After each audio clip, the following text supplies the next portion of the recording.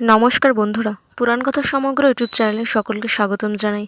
বন্ধুরা, আজকে আমরা জানতে চলেছি তুলসী গাছে জল ঢালার মন্ত্র, তুলসী পাতা তোলার মন্ত্র, তুলসী প্রণাম মন্ত্র, শ্বাস সন্ধ্যা দেওয়ার মন্ত্র এবং তুলসী তলায় গোবর দেওয়ার মন্ত্র। এ সকল মন্ত্র হচ্ছে বাংলা মন্ত্র।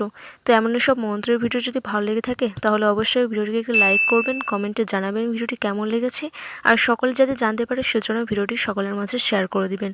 আর এমন সব ভিডিও পেতে চ্যানেলকে সাবস্ক্রাইব করে রাখবেন। তো চলুন আজকের মূল বিষয়ে প্রবেশ করি। তুলসী গাছে জল ঢালার মন্ত্র।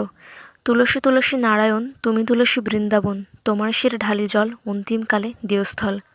অথবা জল শুদ্ধ স্থল শুদ্ধ, শুদ্ধ হাতের নুড়ো, এক তোলা মৃত্তিকে শুদ্ধ, বৃন্দেরানি জুড়ৌ।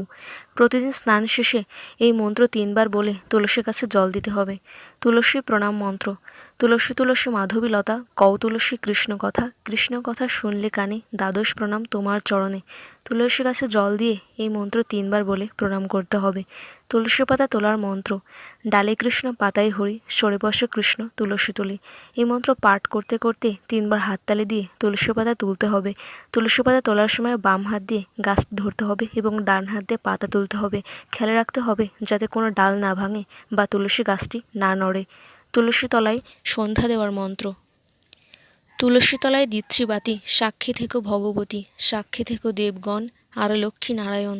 বাতি দেখায় সন্ধ্যাকালে, যেন তব বরে 3 কুল উজলে। মিনতি করি দিয়ে গলে বাস, অন্তিমে দিও স্থান ওহে শ্রীনিবাস। তুলসী তলায় প্রদীপ দিয়ে এই মন্ত্র 3 বার পাঠ করতে হবে। ঠাকুর ঘরে সন্ধ্যা দেওয়ার মন্ত্র। শ্বাস সন্ধে পবনবাতি, সন্ধেলন বসুমতী, শ্বাস সন্ধে আগমন, সন্ধেলন নারায়ণ। তুলসী তলায় গোবর দেওয়ার মন্ত্র। বলি তুলসী চড়ি তুলসী, করলাম তুলসী সার, গোবর দিলে তুলসী তলায় জন্ম হয় না আর। এই মন্ত্র পাঠ করে সূর্যোদয়ের পূর্বে তুলসী তলায় গোবর দেবে। তুলসী দেবীর নিত্য অর্চনা করলে ভগবান কৃষ্ণের প্রতি প্রেম ভক্তি লাভ হয়, কৃষ্ণ পদ প্রাপ্তি হয়। সেজন্য অবশ্যই প্রতিদিন তুলসী অর্চনা করবেন আর এমন সব ভিডিও সকলের মাঝে শেয়ার করে দিবেন। হরে কৃষ্ণ।